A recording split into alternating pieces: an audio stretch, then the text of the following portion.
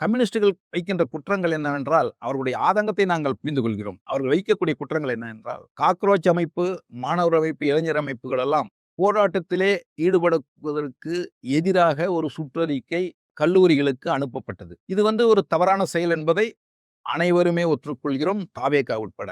அதான் அபிஷியல் எங்களுடைய மாணிக்க தாகூர் அவர்கள் சொன்ன போல, அபிஷியல்ஸ் இந்த அரசாங்கத்துக்கு வேண்டுமென்றே உள்நோக்கம் கற்பிக்க வேண்டுமென்றோ அல்லது தெரியாமலோ இப்படி ஒரு சுற்றறிக்கை விடப்பட்டது. நாங்கள் ஜனநாயக முறைப்படி இதை அப்ஜெக்ஷன் செய்தோம், கம்யூனிஸ்டுகள் உட்பட. வாபஸ் வாங்கிக் கொண்டோம், முடிந்துவிட்டது சமாச்சாரம். அதே போன்று குஜிலியம்பாளையத்திலே கம்யூனிஸ்டுகளுடைய யார் யார் நிர்வாகிகளாக இருக்கிறார்கள், அவருடைய முகவரி என்ன என்று எனக்கு உடனடியாக தெரிவிக்க வேண்டும் என்று ஒரு தாசில்தார் ஒரு சுற்றறிக்கை அனுப்பியிருக்கிறார். சுற்றறிக்கை அனுப்பியது தவறு. அவர் காப்பி கலெக்டருக்கெல்லாம் போட்டிருக்காரு. அந்த தாசில்தார் மாற்றம் செய்யப்பட்டு விட்டார் இமீடியட்டா. அரசாங்கத்துக்கு தெரிஞ்சவொடனே. ஒரு அரசாங்கம் நடத்தும் பொழுது கீழே இருக்கிறவர்கள் சில தவறு செய்யும்போது அதை கண்டுகொள்ளாமல் இருந்திருந்தால் தவறு. தெரிந்தவுடன் அதற்கான நடவடிக்கையை தாவேக அரசு எடுக்கிறது. நீங்கள் குஜிலியம்பாளையத்தினுடைய பிரச்சனையிலே தாசில்தார் மாற்றம் செய்யப்பட்டார். அதே போன்று தவறான சுற்றறிக்கையை இந்த அரசாங்கம் வாபஸ் வாங்கி கொண்டு தவறு செய்யாதவர்கள் யாரும் இல்லை.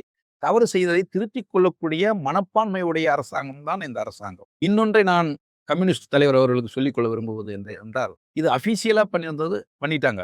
ஆனால் மாவட்ட காங்கிரஸ் கட்சி நிர்வாகத்தை நடத்தி இருக்கும் பொழுது இந்த டிபார்ட்மெண்ட்ல இருந்து எங்ககிட்ட வருவாங்க. நிர்வாகிகளுடைய லிஸ்ட்டை கொடுங்க, அவங்களுடைய அட்ரஸை கொடுங்க, அவங்களுடைய ஃபோன் நம்பர் கொடுங்க. ஏன்னா அது தவறே கிடையாது. நம்ம கட்சி நிர்வாகிகள் டிரான்ஸ்பரண்ட். இவங்க தான் எங்களுடைய கட்சியில நிர்வாகிகள். இவருடைய முகவரி இதுதான், இவருடைய தொலைபேசி எண் இதுதான் என்பதை நாம் கொடுப்பதிலே தவறு கிடையாது. அவர்கள் அதிகாரபூர்வமாக கேட்டது தவிர ஆனால் தமிழகத்திலே இது நடந்தது கடந்த ஆட்சியின் போதே நானே இதை சந்தித்திருக்கிறேன். ஆகையினால் நம்முடைய நிர்வாகிகளுடைய பட்டியலை அரசாங்கத்துக்கு தெரிவிப்பதிலே எந்த தவறுமே கிடையாது.